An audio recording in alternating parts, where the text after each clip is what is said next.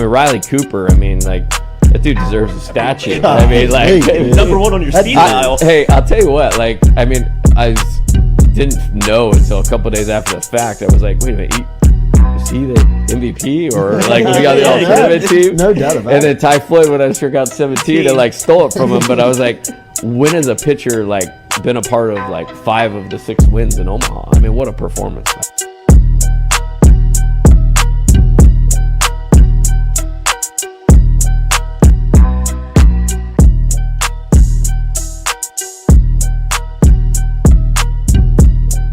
Coach, it's great to meet you. Thanks, sir. Thank you for the time. Yes, sir.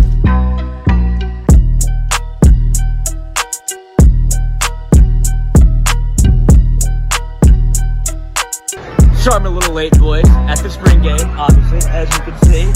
Couple of booze cruises here to do. Let's spit. Cruise. Grand salami to the boys. Finally back on track. And I got another one coming. Don't you think I don't?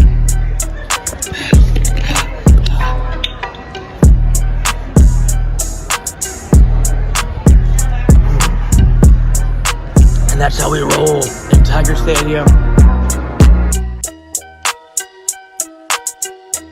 Just watching the spring games that were on television, one thing that jumped out about your squad is your quarterback room is very talented compared to a lot of the league and a lot of the country.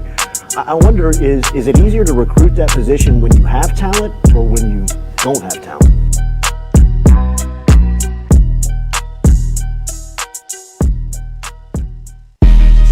Coach Kelly, we're official. Finally, I'm get a telling chance to meet you. Thought I had to get a private audience with the Pope. There's Jordy. Monday through Friday from 7 to 9. Yeah, you see the notification, we about to go live. We got all your favorite guests, we got them in line. It's the Jordy Culotta Show, come have a good time. Clearing up, answering the question, I thought, my God, if she gets offered this job, she's going to take it. It's just a crazy, fun time at LSU right now. Isn't this what everybody loves? From the boot to the east to the west coast, no matter where we at, we live. Open up the phone lines, come and join the show. Make sure you tell your friends about Jordy Culotta Show. Yeah. Let's go! Let's go! All right. Nice start. Big day. Nice start. It's the Jordy Culotta Show, come have a good time. Coach, it's great to meet you. Thanks, sir. Thank you for the time.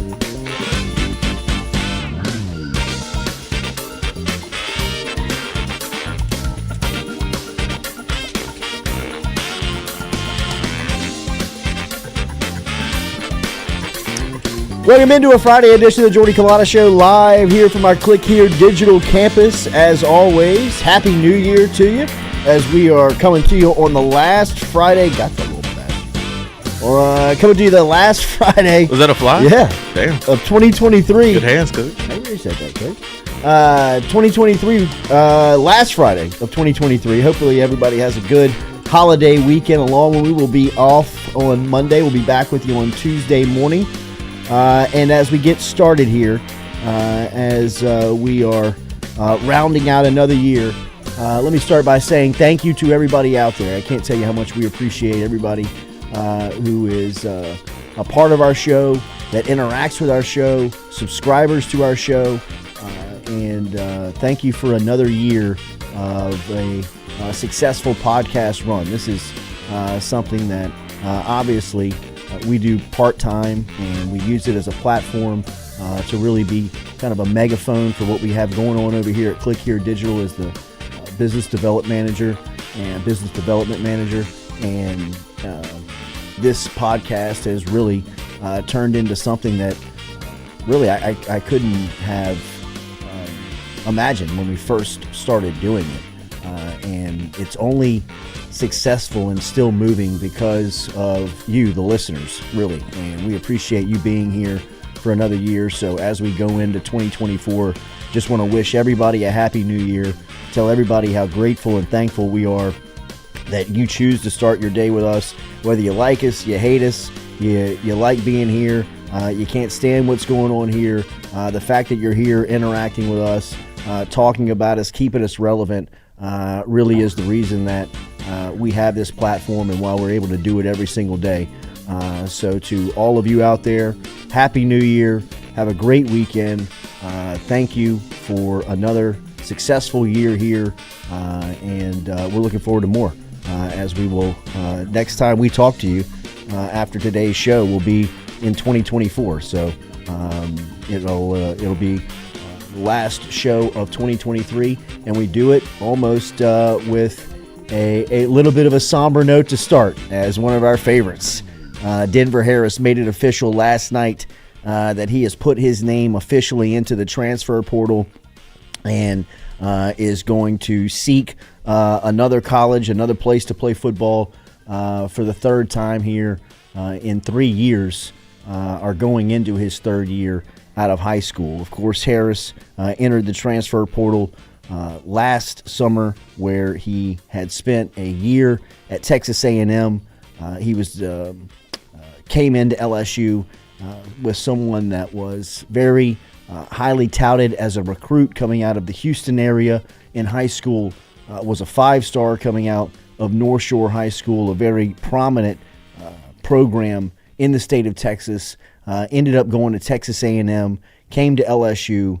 Both stops just have not worked out for Harris, and it has been not the football part that has not been the part that has cost Harris. It has been things in and around the program that Harris just could not catch on and abide to, and in both stops have really, not made the best of each opportunity, and will seek a new stop after yesterday's news that he is going into the transfer portal. So Harris made it official yesterday as last year in the 2023 class, he was the highest rated transfer to come in, and it just never worked out on the field. It just never panned out for Harris in the football standpoint. And from what I know and was what we were talking about all throughout,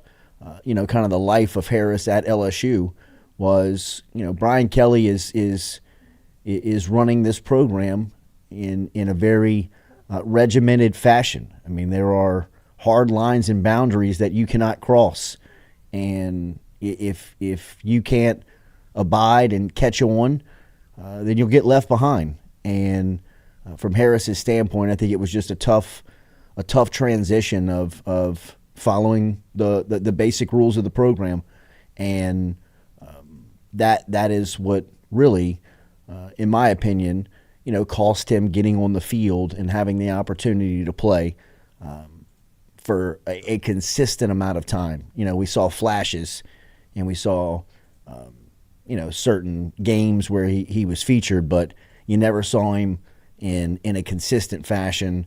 And for that is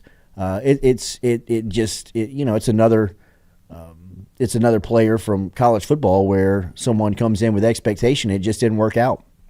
And from Harris's standpoint, you would think that he's got to start to make the most of these chances if he wants to play at the next level. I believe he is talented enough that if he gets to the combine, somebody will recognize that he's got enough juice, he's got enough talent to at least try out for a roster. I mean, a guy like Eli Ricks really pops up and is someone that you think of. I mean, Ricks didn't have the best reputation coming out of college, who played at both LSU and Alabama, and in both stops, it was kind of the similar storyline, right? I mean, he didn't abide, he didn't really catch on, But once he was out there, there were flashes and there were things that you saw like, hey, man, the football player aspect is really good on this.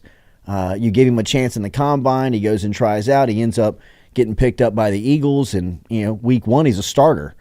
I'm not saying that that's the track for Denver Harris. I'm just saying that, guys like Harris with the talent he has, the NFL will find you if you can get there. And, he's got to get to a place where, he's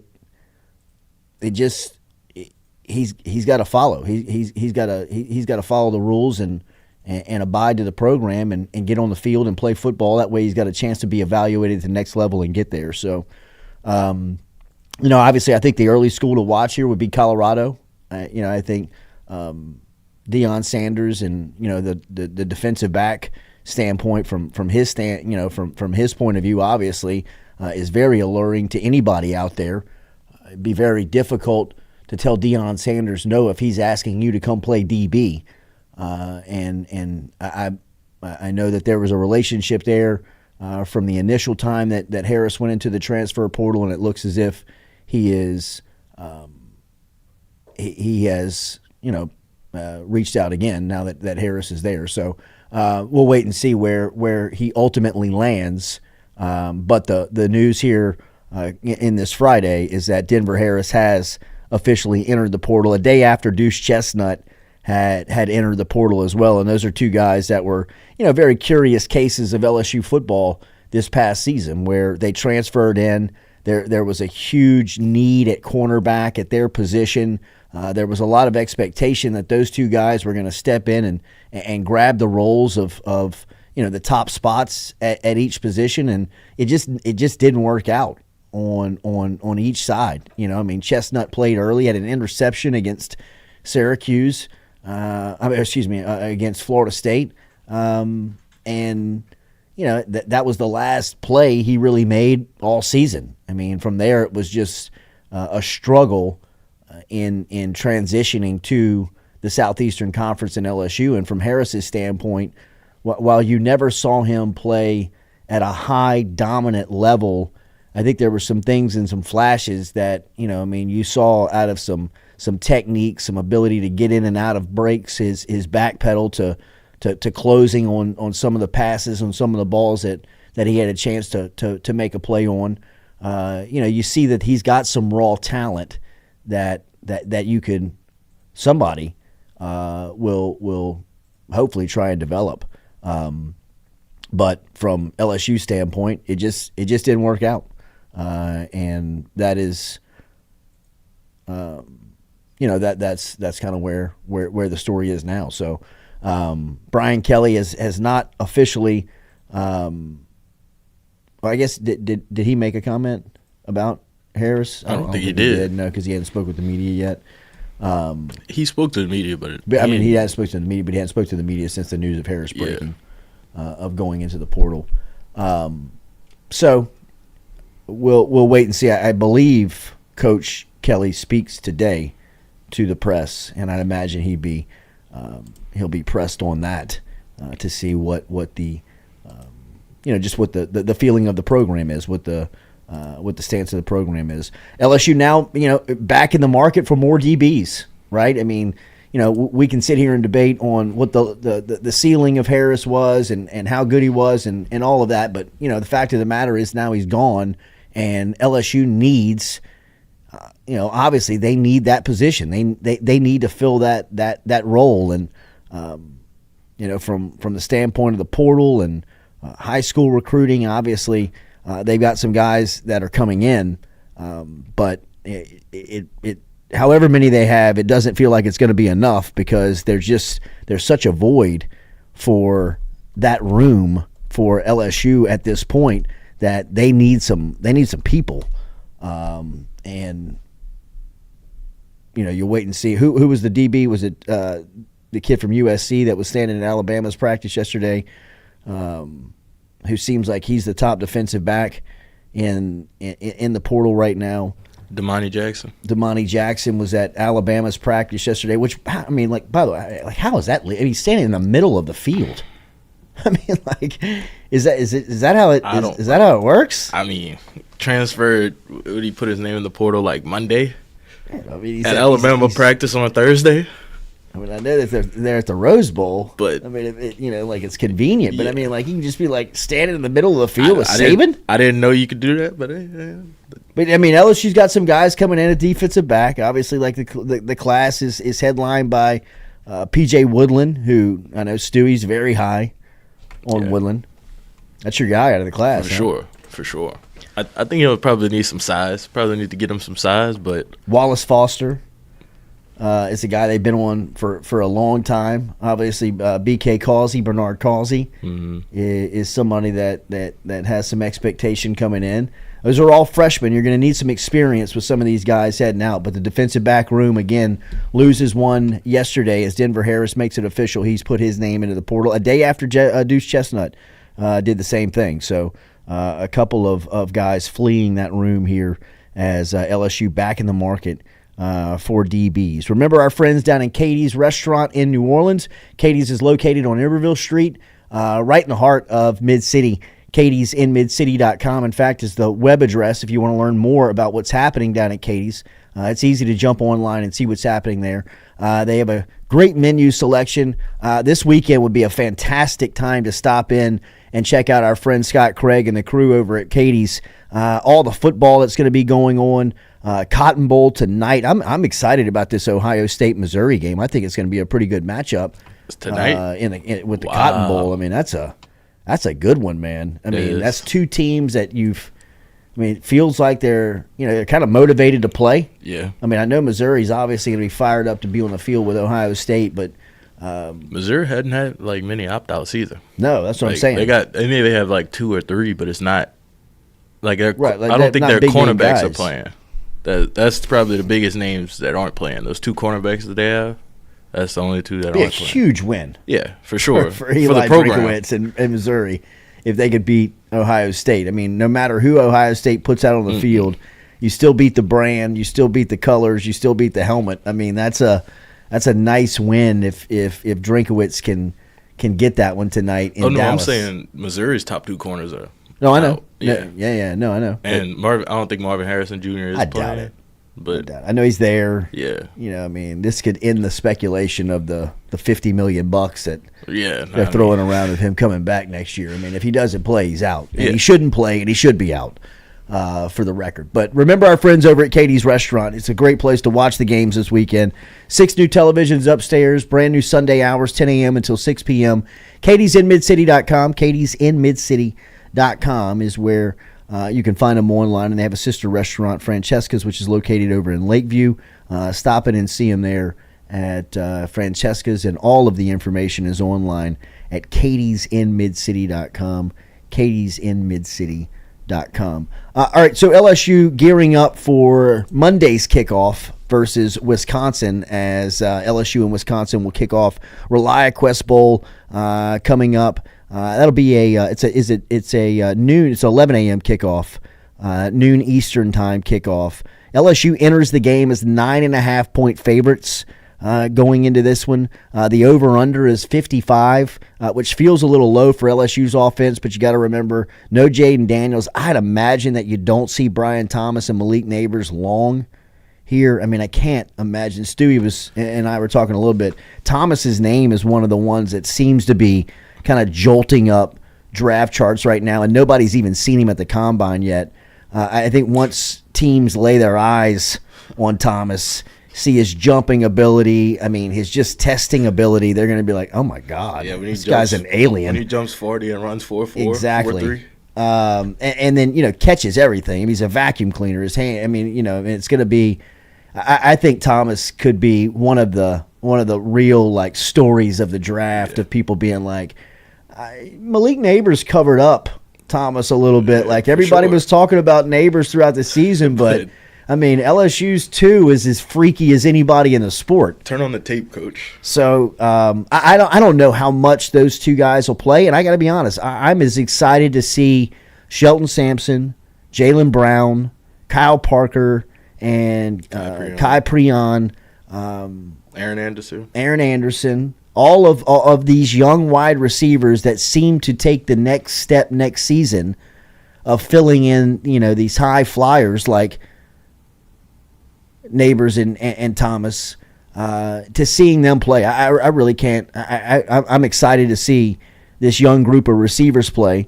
And then on the offensive line, I think that we'll have an opportunity to see a bunch of these young guys that came in this class, specifically guys like DJ Chester, obviously with Lance Hurd being out. You think of guys like Tyree Adams, who have a big opportunity to step in and play in a game like this. Bo Bordelon has a huge opportunity in a game like this. Paul Mubanga, who has not played at all this season, could possibly get some reps in a game like this and really show off the depth of the offensive line, because as scary of a story as the Lance Hurd story is, and I think from LSU standpoint, that's one of the future players that you looked at and was saying, hey, you can't lose him, right? I mean, you can't lose Hurd. He's one of the guys that you got to protect. You got to make sure that you keep him as happy as possible. And knowing that, he's in limbo right now, that he's thinking about some things, and, there's some opportunities that are popped up for him that, has given him some things to think about. It's not as stressing when you just look at the room on paper and know what you have coming in, right? I mean, Davis has got another very solid class. One of the names that we forgot about in the regular season with this offensive line because of injury was Mason Lunsford, who transferred in from Maryland last offseason. And you want to talk about a guy who's kind of like an all-bus team, like get off the bus first type guy. I mean, he is a intimidating offensive line. Stands about 6'7", played a ton of football at Maryland, came in, got injured early, and then LSU really caught some consistency as far as the line play went. And Lunsford, I think, kind of was a forgotten name. He got himself back, and I think somebody to watch, definitely going into next season as somebody who can compete for the top 5 spot, and, possibly, I don't know, what's his health status right now? Is there an update on him? Are you on his Mason Lunsford? Yeah. Is he good? I want to say he played against Texas A&M. He did? So I would think he's good to go. But, there's just you start digging into these offensive line, the depth chart, and they got, you can kind of keep moving, and that's why, look, let the record state, this show wants Lance Hurd back immediately. Like, get him back into the locker room. Get him back on the field. In the same sense, if the worst case scenario does happen with Hurd and you lose him, it's not as stressful as it once could have been. You know what I mean? Like, and I mean that with all due respect to Hurd. Like, the stance is obviously like, yo, man, come back. Come back and play. Not only that, come back and play. Coach, you look at it like 2 years ago, 2021, you go to UCLA. If you lose 2 offensive linemen, you're talking about moving defensive linemen to offensive line. Like, that's how strained you were for offensive linemen 2 years ago. Now you lose a 5-star and you almost don't even blink an eye. So it's definitely sustainable. It's definitely like manageable. It's a hit that you can take that obviously you do not want, but you're just in a position that you've not been. And it's curious. I wonder how they handle Hurd too. Jason Brumfield makes a good point in the chat. He says Dellinger might go pro. You look at Dellinger going pro, you would probably want to move Emory Jones maybe inside now and then swing Lance Hurd right into that right tackle spot. That's the part about Hurd that's – look, I don't know what's going on in the sense of where he is, where his head's at, what he's looking at. But outside looking in, he looks like the 6th guy on a Joe Moore Award finalist offensive line that's got stalwarts on it at this point, and he's got a real opportunity to crack through and be a every down player in his second year. If you are LSU, I don't know what else you could offer. I don't know what else you could tell him from just the football standpoint that you weren't able to paint the picture 2 years ago in recruiting. I mean, I think Brad Davis, Brian Kelly, everybody could have forecasted, if you looked at the line play, that going into 2024, the offensive line could be the most dominant in the country at that point when you're talking about the stability of the two tackles in Jones and Campbell. Depending on what happens on the interior, if Dellinger comes back, you lose Turner. Who knows what happens with Frazier?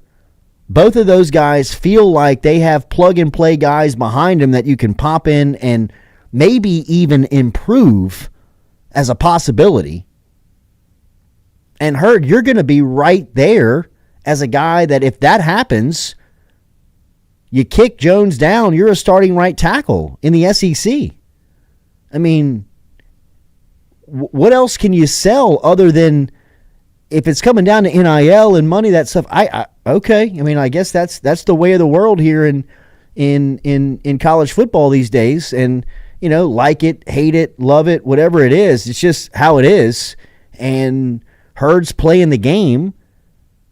But from a football standpoint, man, I mean, it's right here.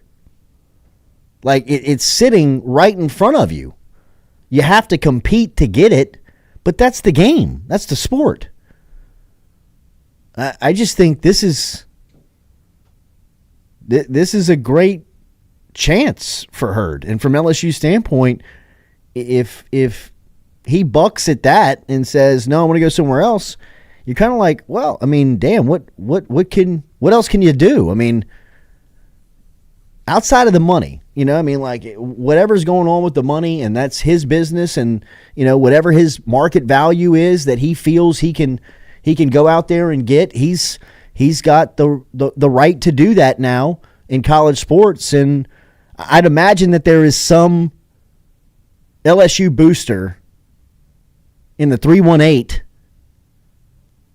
that is close to Lance Hurd that can get this deal done pretty quick. I mean, right?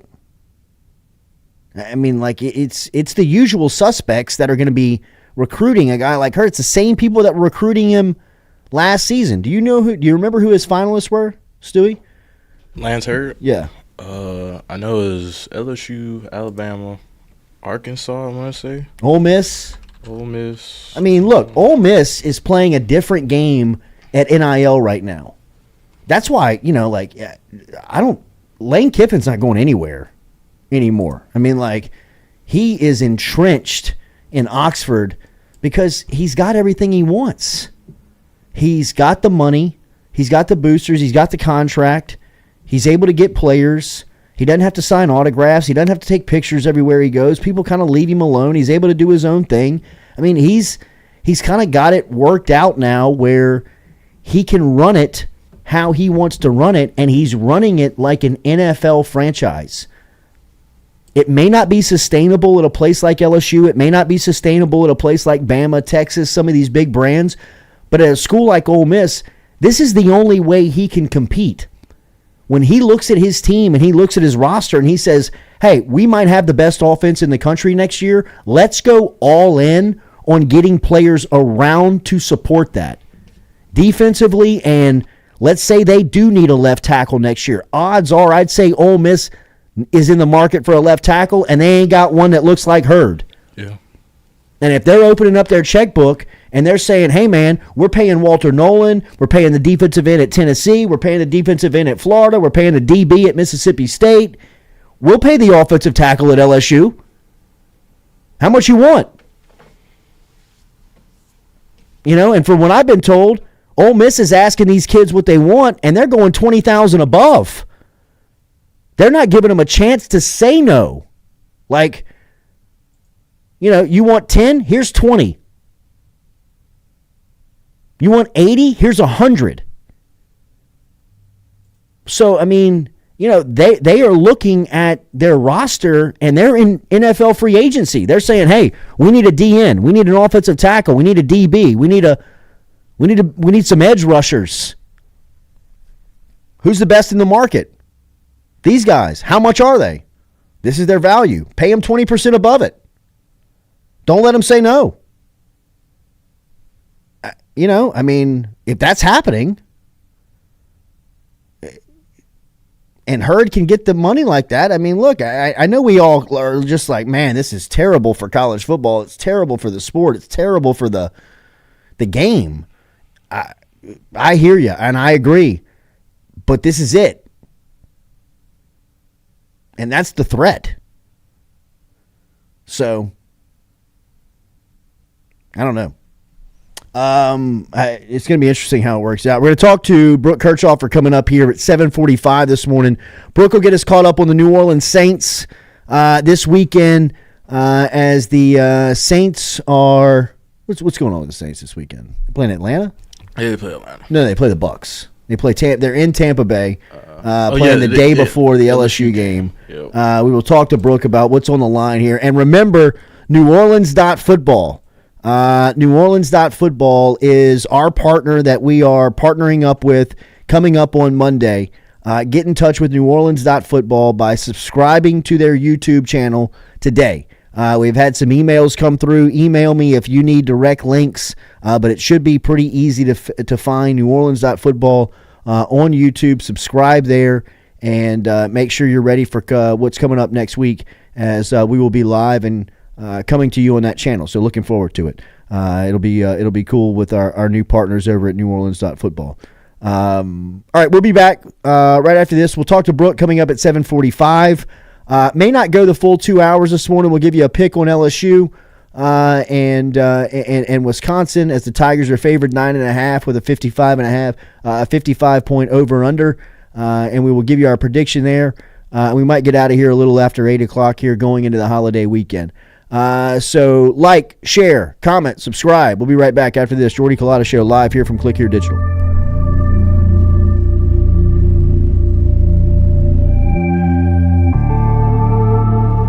Hey, Chino. Cut my headphones up, bro. Yeah, right there. Now I'm focused on getting deposits. Let's be special. Let's be strong. Let's spell greatness from the top. 1, 2, 3, 4, 5, 6, 7, 8, 9,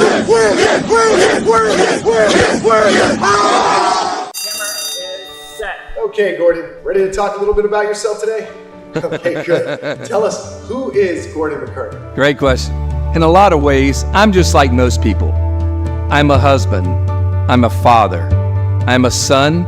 I am a brother. I'm a Christian. I am a Tigers fan. I am a Louisiana sportsman. But above all, I am grateful to the people of Louisiana. We want to be your lawyers for life.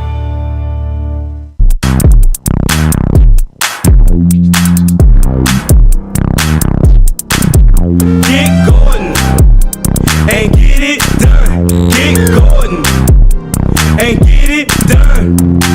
Corrects done. Personal injury done. Workers' comp done. Truck wrecks done. Get Gordon and get it done. Get Gordon and get it done. Offensive player of the game from LSU, Joe Burrow. Football is life. Football is Joe Burrow.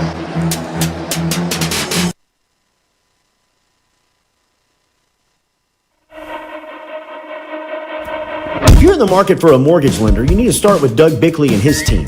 Bickley has built a crew with over 50 years of combined lending experience. They've been in business for over 20 years, and they love helping their clients achieve the American dream of home ownership. They're also key with working in real estate agents and helping their clients getting same-day pre-approval. They average about one buyer a day getting them in a home. If you want to get in touch with Doug and his crew, it's easy. Call them 225-214-5154. 225-214-5154. Go see the Bickley team today. They're located on the corner of Coursey Boulevard and Sherwood Forest right here in Baton Rouge.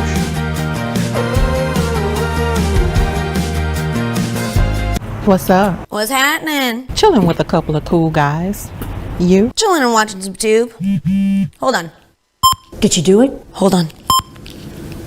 Did you do it? Roof's up. Hold on. Roof's up? Roof's up! Roof's up! Hold on. Hold on. Hold on. Beautiful roof every single time. True. True. At Auctioner, we know healing is a team sport. That's why we've partnered with world-renowned orthopedic surgeon Dr. James Andrews to create the Auctioner Andrews Orthopedics and Sports Medicine Institute. Whether you're a professional athlete or a weekend warrior, our team of specialists are dedicated to getting you back in the game. So whatever your reasons are for reaching your personal best, we've only got one. You. Auctioner Andrews Institute. Long live you.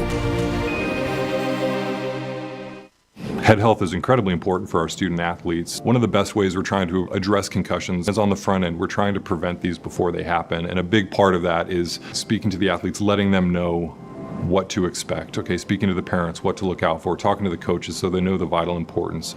Some of the big things we're looking for with a concussion, which is, a traumatic brain injury, is one, was there a mechanism? Was there an injury that took place that could lead to this? Often a direct blow to the head, a head-to-head hit. If someone's showing signs of concussion, our first step is always to remove them from activity, get them to a place where there's less stimuli, where we can really just sit down and get a feel for the athlete, what they're feeling. We're looking for headache, we're looking for dizziness, any sign that coordination is off, that something's just not right. Get a good evaluation of them to understand what's going on. It's not worth the risk that may be there to kind of ignore it, because there are very serious consequences if we don't treat a concussion properly. Don't let concerns about shifts in the market disrupt your long-term financial goals. Edward Jones financial advisor Daniel Newman can help. He'll work with you on an investment strategy for long-term results. Edward Jones can give you the tools and knowledge for a steady approach to hitting your financial targets. Get started today by calling Daniel Newman at 225-261-8262. 225-261-8262. Edward Jones, member SIPC.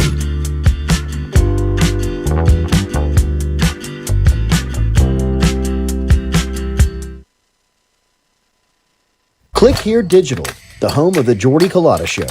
Online at clickheredigital.com. If you're looking to set Google ads, set social media campaigns, learn about SEO, display video, or even creative, Click Here Digital has the answer for you. Online at clickheredigital.com or email me directly, Jordy at clickheredigital.com.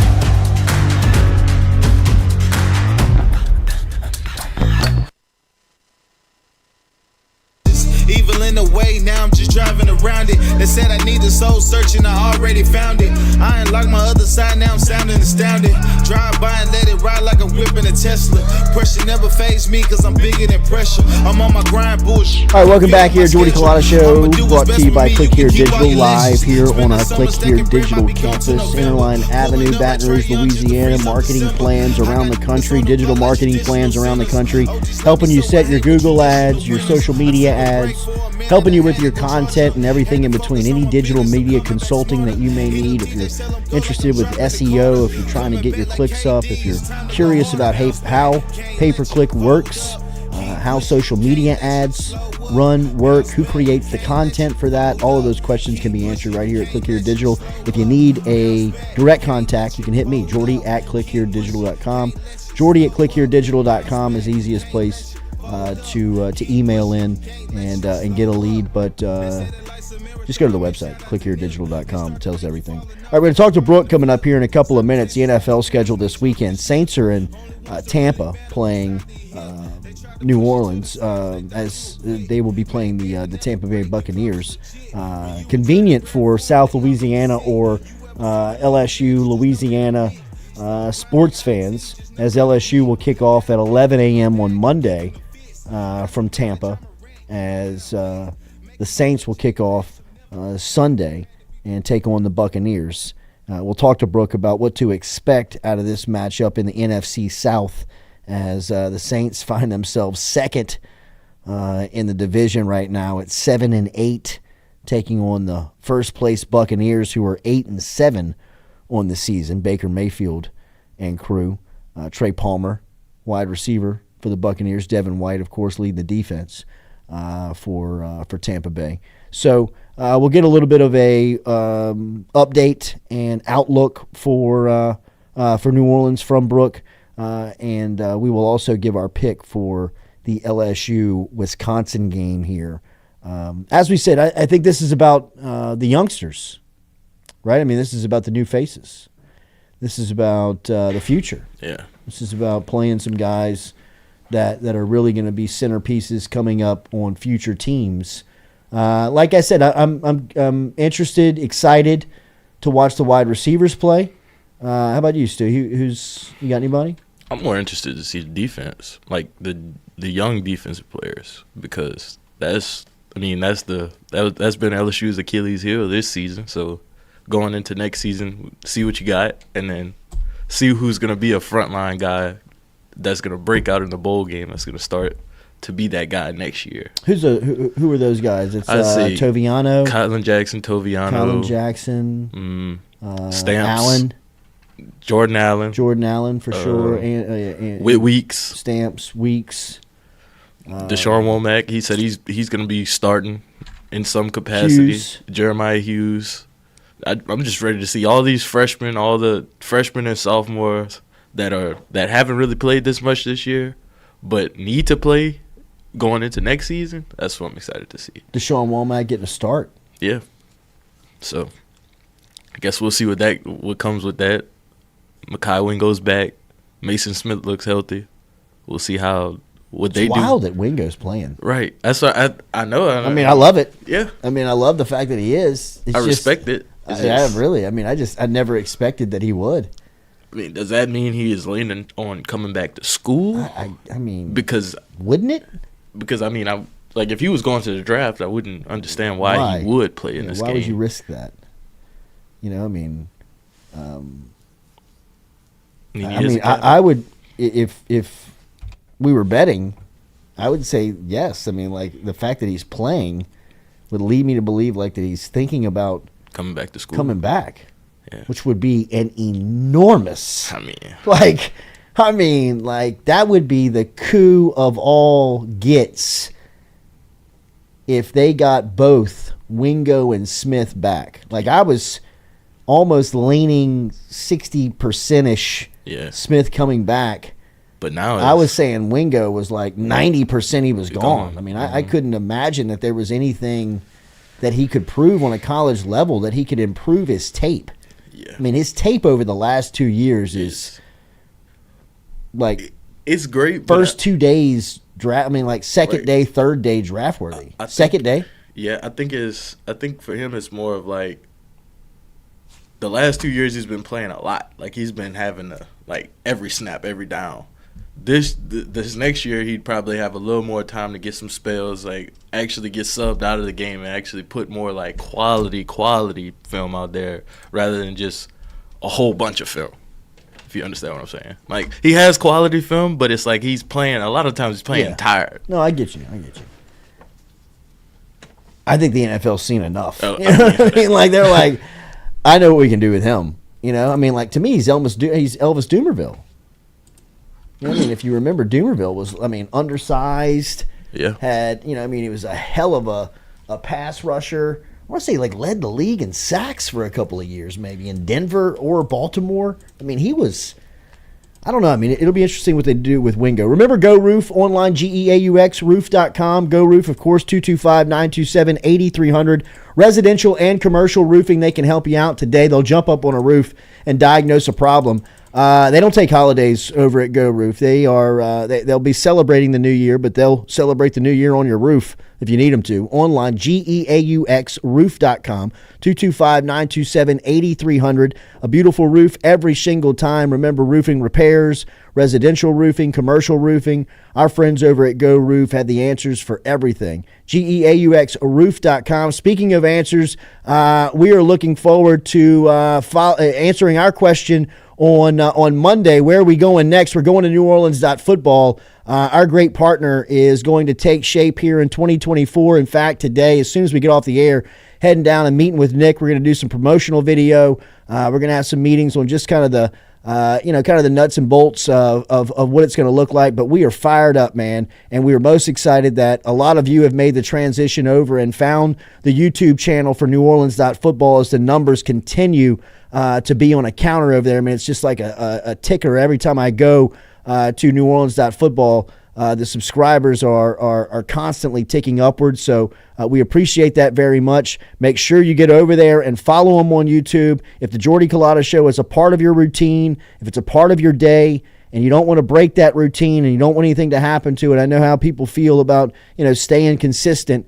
Make sure you're following NewOrleans.football and are subscribed to that channel and get alerted for the content that's coming out. That's where we'll be starting next week. And of course, over at NewOrleans.football has been represented here on the show all season long by our friend, award winner, Brooke Kirchhofer, who's over there. The team is doing a great job of covering the Saints. Obviously, they have the market cornered on New Orleans Saints. If you're looking for any Saints coverage, you got to get over to our friends at NewOrleans.football, and Brooke's been here with us every week, usually on Tuesdays, but this week we had to kind of shuffle around with holidays and everything. So, whoa, Brooke, what a pullover. I was gonna say I don't. Have I not pulled this out yet? No. What an original piece of swag that is. That's like the early days. Yeah, that's OG. Like Chris Baron Davis. Yeah.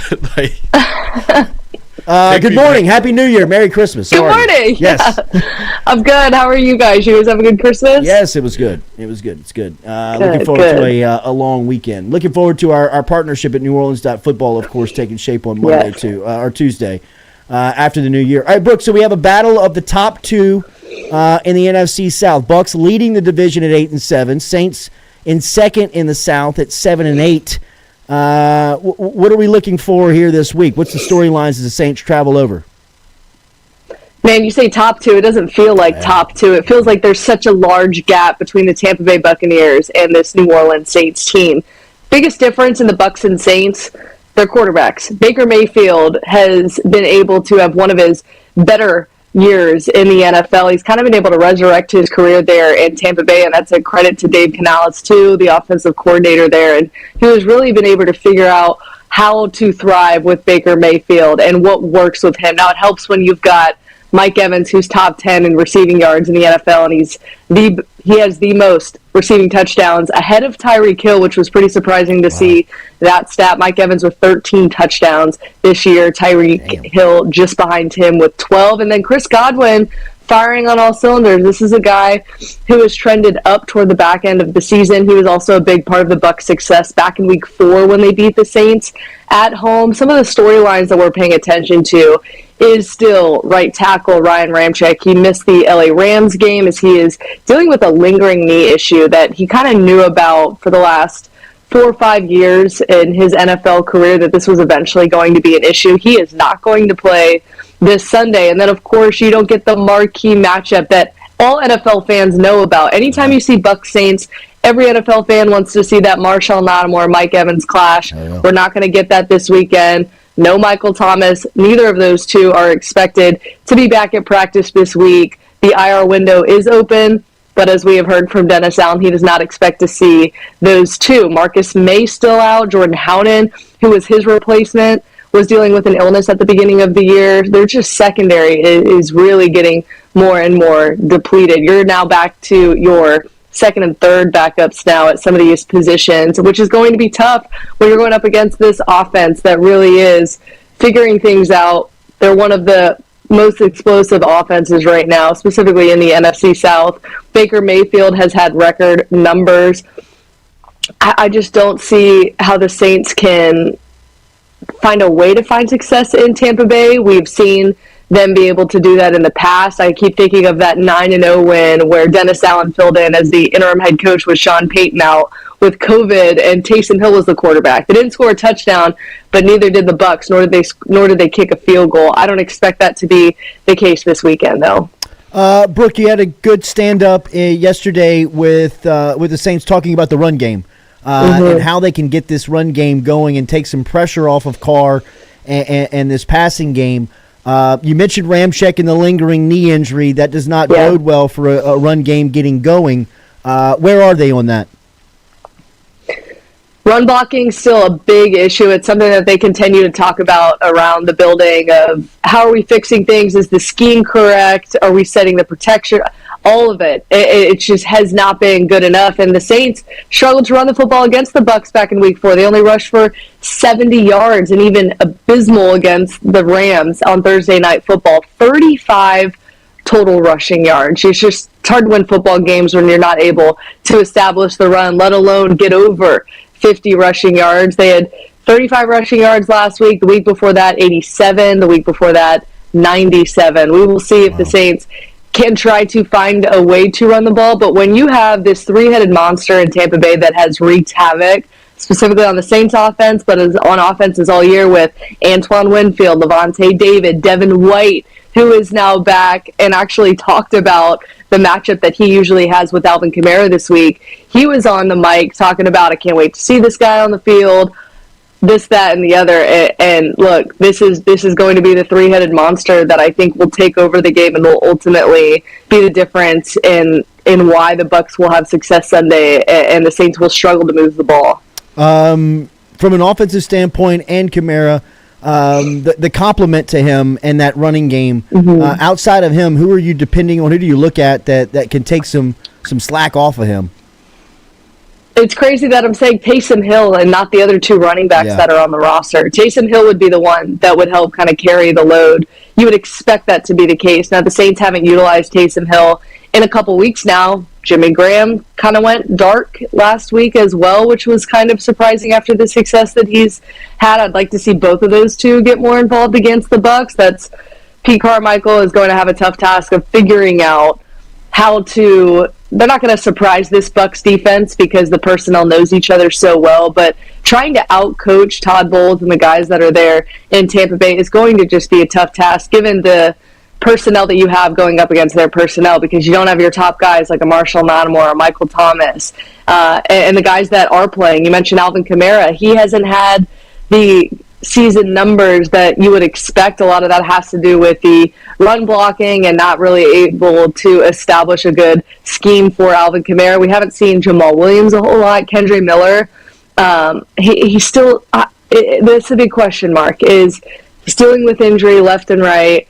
Maybe he's up this weekend. I don't know if they're going to force the issue. I think he's healthy enough probably to play this Sunday, but at this point, what's the risk?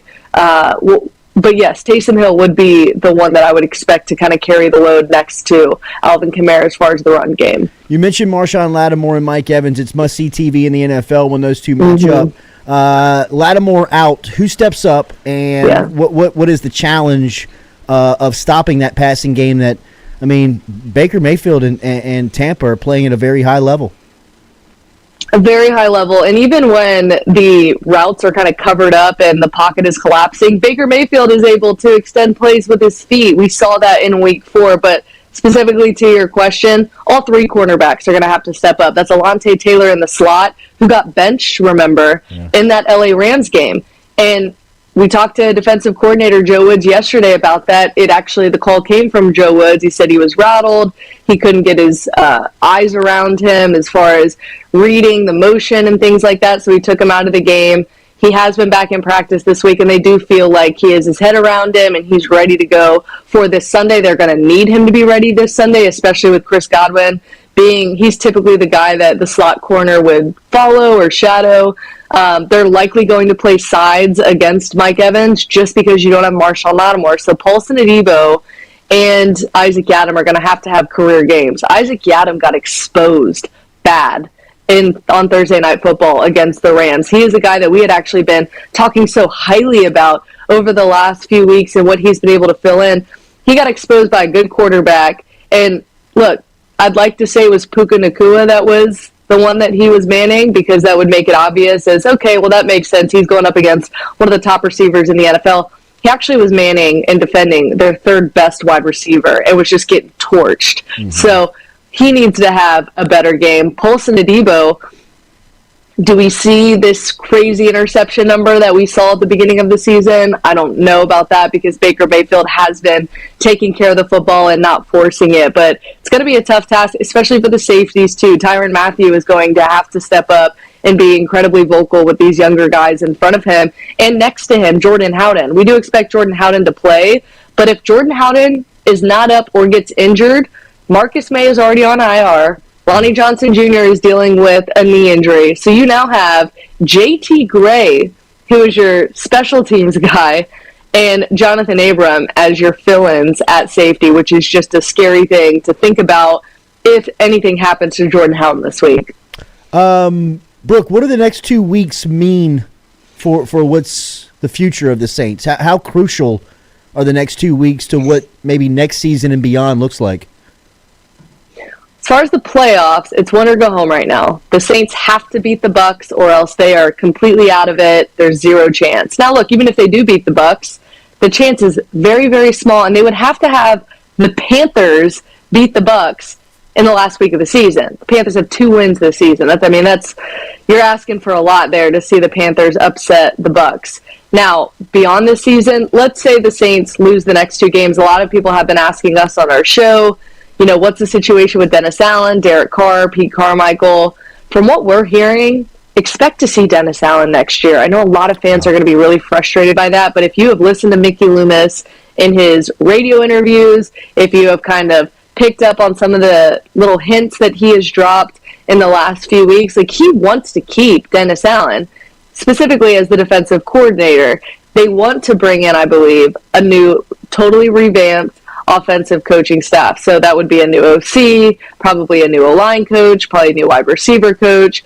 I don't know if they can try to keep Ronald Curry, which I know a lot of the guys really, really like in that building. They also love Joel Thomas, the running backs coach.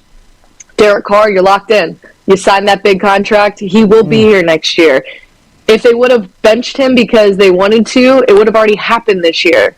So, look, get ready to see Dennis Allen and Derek Carr run it back next season, unless it is a total embarrassment Sunday and a total embarrassment in the last week of the season. That is the only thing I can see happening to change Mickey Loomis's mind. I know it's frustrating for fans to hear that. They have every right to be frustrated. They want to see change. They want to see things happen, especially when you look around the NFL, all the change that's been happening. There's been owners general managers that have been fired by owners. There's been head coaches that have been fired.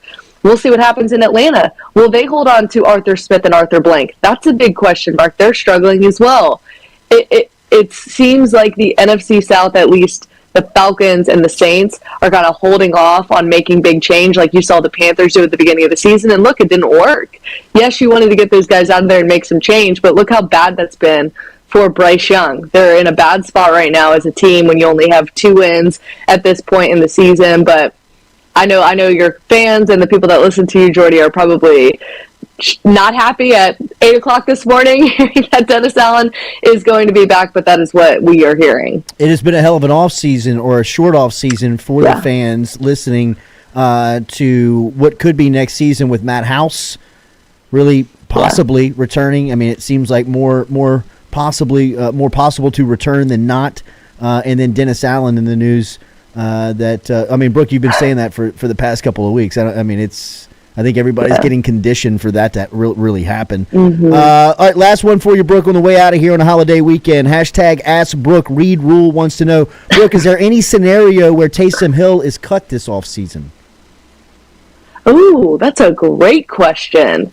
I don't think so, because he's too valuable. Mm-hmm. Why would you want to let a guy like that out of the building that is just a jack of all trades? And somehow he is healthy at this week in the season after dealing with so many nicks and bruises, and he had the hand and the foot injury a few weeks ago. What Taysom Hill is able to do, he's one of one. A lot of people have tried to replicate what Taysom Hill is, and you're set up for success on offense when you use him the right way. I don't think the Saints have been using him in daring defenses with Taysom Hill in, as you saw when it was Sean Payton making the play calls. If it were up to Sean Payton, he would probably throw a bag at New Orleans to get Taysom Hill up to Denver, which could be a possibility, but I don't expect them to let Taysom Hill out of the building. He is a highly paid position player, the Mr. Do-It-All. We actually, anytime we label him, he's labeled as the football player because he plays so many different positions for the Saints team.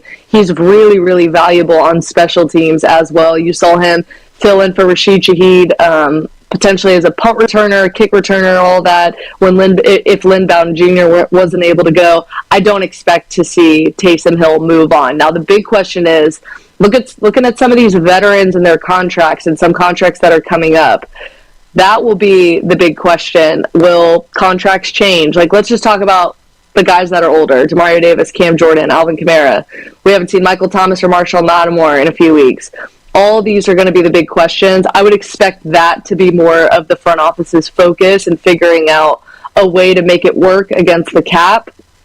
We'll see what they do with the draft and where they land. I think it's a good thing. I know you never want to see your team, these Saints fans that listen, never want to see their team lose, but I don't think it's a bad thing if you lose the next 2 games and continue to climb the draft board, potentially get your future in this year's draft, which I don't know if Mickey Loomis is going to make that decision to go get a young quarterback in the draft. I think he'd be foolish not to when you have an opportunity to think about your future as an NFL organization. But no, Taysom Hill I don't think is going anywhere, and the coaching staff has not even batted an eye at that, has said anything about that. The front office hasn't either, so that's not even on their radar to move on from Taysom Hill. What'd you make of Peyton and Wilson falling out before year 1? Yeah, that is very surprising, but also not surprising. Remember when Sean was here? He's not afraid to make these decisions if he's not happy or doesn't think it's the best for the organization moving forward. He even said he understands. He used the word economic. So yes, he absolutely understands Russell Wilson's contract and how that's affecting the team moving forward. I don't know what he saw in Jarrett Stidham. I actually covered Jarrett Stidham back when he was at Auburn. So we'll see what happens when he gets the start this week. But, man, that has been the biggest surprise in Denver, the highs and lows of this season, how bad they were at the beginning of the season. They climb back up and get to a point to where they might be in the playoffs, and now you're in this situation with your quarterbacks this late in the season. I feel bad for Russell Wilson and just the mental state that guy has to be in, because Sean Payton is a hard guy to work for. I'm sure he was trying to win him over since Sean got there in Denver, and then for it to end like this, I'm sure it has to sting. Happy New Year, Brooke. Good to see you, and looking forward to being a part of the team on Monday. Can't wait. Happy New Year, guys. Thanks for having me on. All right, there she is, Brooke Kirchhofer, checking in this morning from NewOrleans.football. Make sure and subscribe over there to the YouTube page, as we'll be a part of that team starting Monday and beyond. Good stuff. We appreciate her stopping by. Remember, Hughes Mechanical Contractors. AC can help you out, residential or commercial this morning. Headquartered in Zachary, got an office in Covington. It can help you out all along I-10 here on the corridor from Lafayette to New Orleans and everywhere in between. HughesMechanical.net. They're a trusted Daikin dealer over there at Hughes Mechanical, and you can call them today at 658-2147. It's a 225 area code. 658-2147 is how you get in touch with Travis Hughes and Hughes Mechanical Contractors online at HughesMechanical.net. HughesMechanical.net is where you can find Hughes Mechanical Contractors, and we appreciate them being here each and every day. An interesting story and one of my all-time favorites. Shout out to our guy, Cory Webster, the president of DBU, as OG. A cool story. The G of OGs. Cory Webster, the man. Like the president. Could still, it looks like, suit up at 41 years old and shut down someone on the other side of the ball. But Webster is, in my opinion, he is the original member of DBU, was a starter on that All-American squad, an All-American on that national championship squad in 2003. He and Travis Daniels both came back for 2004. They were the best duo tandem corners in college football. Webster went on to become a second-round pick of the New York Giants, where he finished up in 2013. He had a really good career with the Giants. He was a 2005 second-round pick. He spent 9 seasons in New York. He picked up 2 Super Bowl rings along the way. He had 93 starts for his time in the NFL. He was a punt returner in limited action there. He had 20 interceptions, including the last pass that Brett Favre ever threw as a Packer ended up in Cory Webster in Cory Webster's palms as he picked off Favre in what looked like the coldest football game ever to be played. That is the game that Tom Coughlin looks like Santa Claus. I mean, his cheeks are rosy red, his lips. I mean, it looks miserable at Lambeau.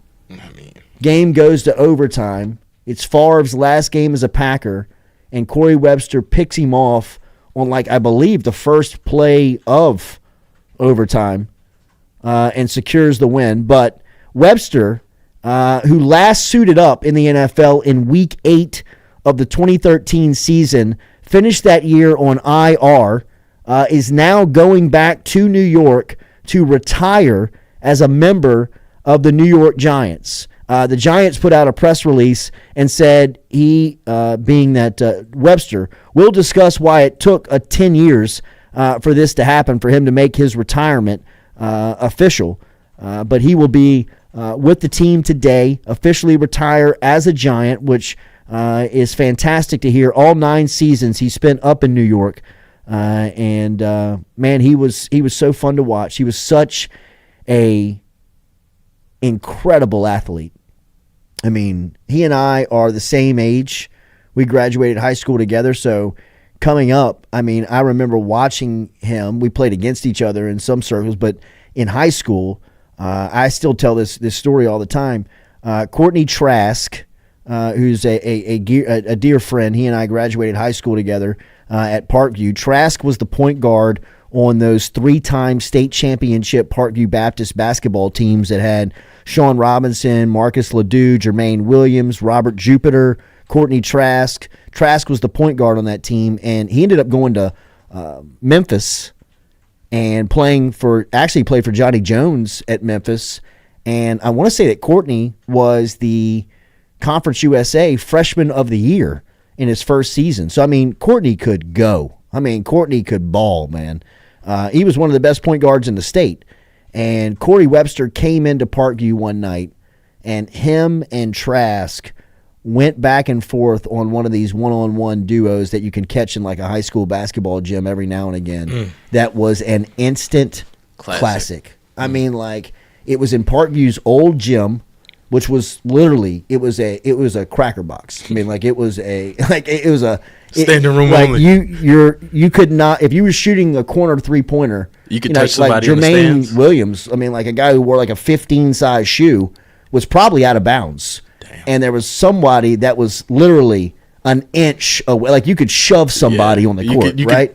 When Southern Lab came in, when St. James came in, when these big-time matchups came in, I mean, the fire marshal would have a panic attack. I mean, there was just, you couldn't regulate it, right? There was just people swinging from the rafters.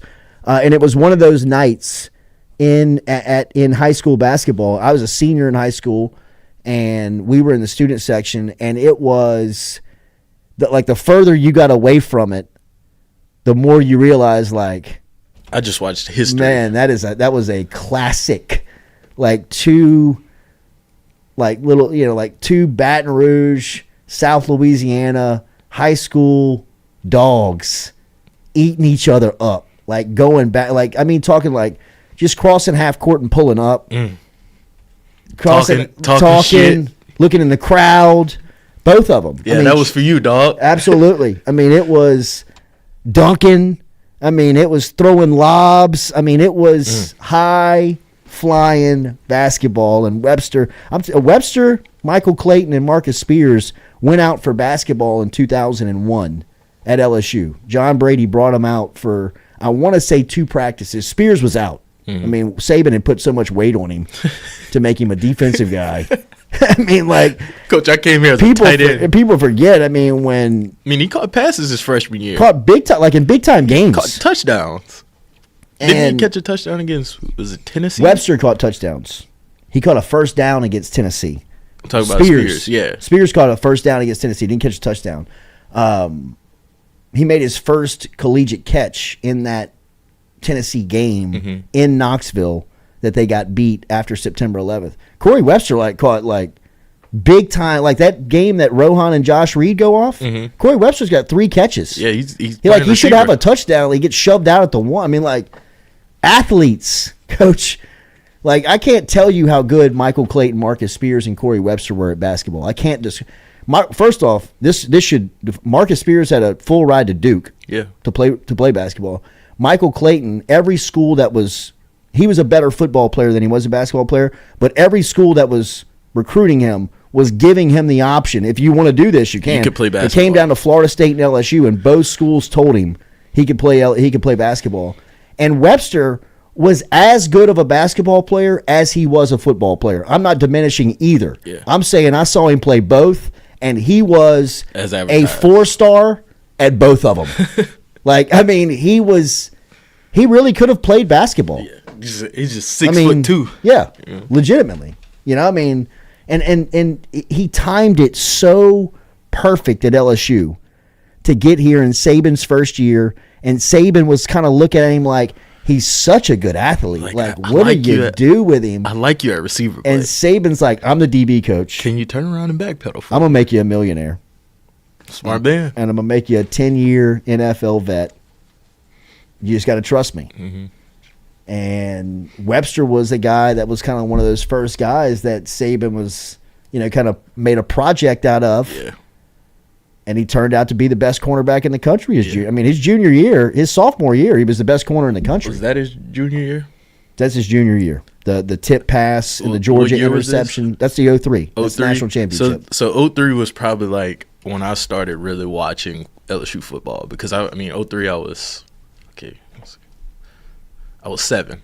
So that's when I really started like getting serious about watching football and like getting serious about watching LSU. And I was watching that game, and I just remember him tipping the ball up to himself and just being mesmerized by how somebody could be so athletic to He made tip the that ball play look so easy. simple, and that's Like, so hard. Coach, first off, to turn your head, he's running this way, and he turns back. He loses sight of the ball. And then he just and he tips the ball to himself with 100,000 people staring at him.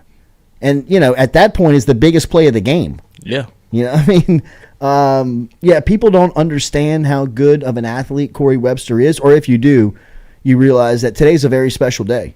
For Webster to go back to New York and retire as a Giant after 9 seasons and a couple of Super Bowls, and just an incredible sporting career, athletic career. I think if you would have watched him grow from St. James to LSU to the Giants and now see all the accomplishments and accolades, you would expect that. But if you've ever met Cory Webster, you realize, like, this dude is a class act. I mean, he is as good of a person as you will find, and does more for the youth, more for the kids, and is so unassuming.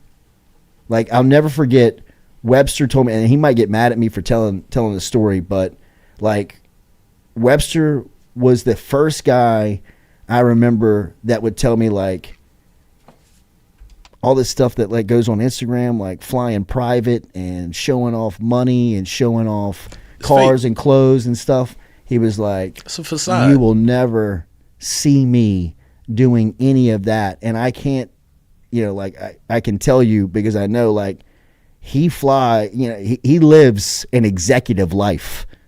I mean, Cory Webster has been very smart with his money, his investments from day one, and is sitting on piles of money, but you'd never know it. Like, you would never, ever, ever, ever know it. And it just is a testament to who he is, a testament to, if you've ever gone to St. James, it's Cory Webster's town.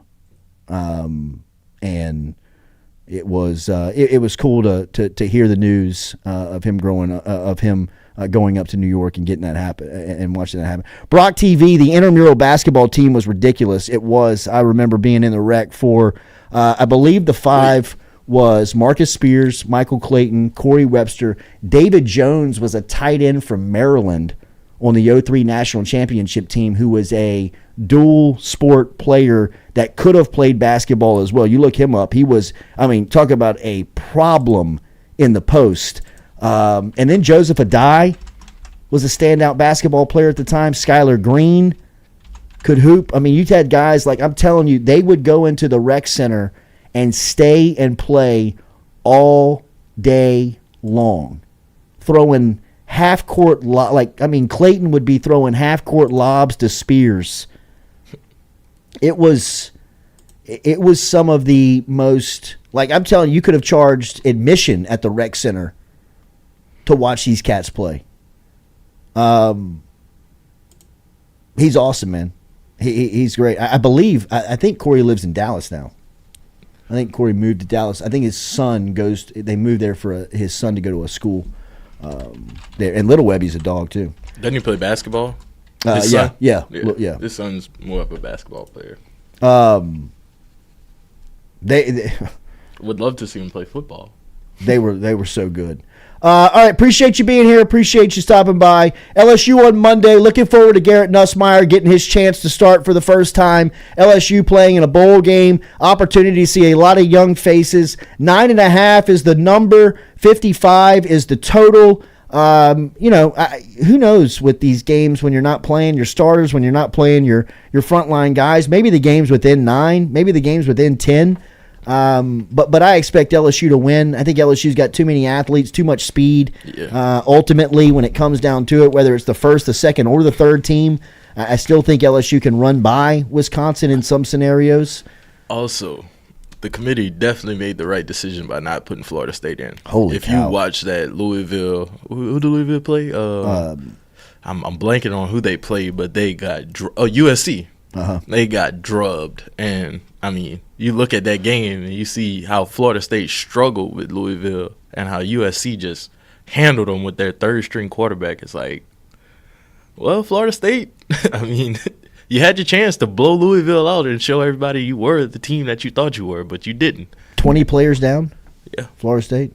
Man, that Georgia-Florida State game's going to be a massacre. It's like 25 at this point. Massacre. I'm looking forward to watching the youngsters play for LSU on Monday. Have a great new year. Like, share, comment, subscribe. Get over to NewOrleans.football. Make sure and subscribe there. Appreciate you all in 2023. Have a great end to the year. Everybody stay safe on the new year. Man, New Year's is such an overrated holiday. Yeah, just stay in. Be safe. Don't be dumb. We'll talk to you Tuesday morning, 7 a.m.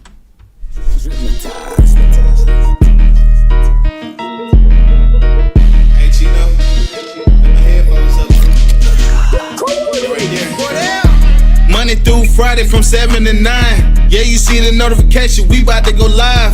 We got all your favorite guests, we got them in line. It's the Jordy Culotta Show, come have a good time. It's the hottest show around, we ain't gotta flex.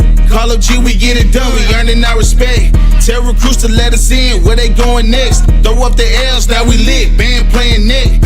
From the boot to the east to the west coast. No matter where we at, we live, mic'd up for show. Open up the phone lines, come and join the show. Make sure you tell your friends about Jordy Culotta Show. Yeah, Monday through Friday from 7 to 9. Yeah, you see the notification, we about to go live. We got all your favorite guests, we got them in line. It's the Jordy Culotta Show, come have a good time. Monday through Friday from 7 to 9. Yeah, you see the notification, we about to go live. We got all your favorite guests, we got them in line. It's the Jordy Culotta Show, come have a good time, yeah.